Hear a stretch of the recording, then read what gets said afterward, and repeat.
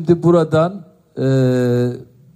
ben hep söylüyorum, bu evlilik anı, nikah anı bizim için çok tatlı bir an. Allah onların yolunu açık etsin, güzel yuvaları olsun, ömür boyu mutlu olsunlar inşallah.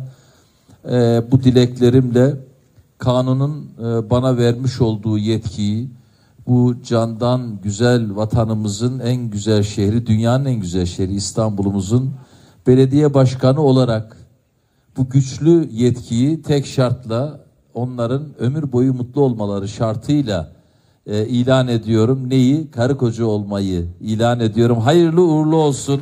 Allah mutlu etsin sizleri.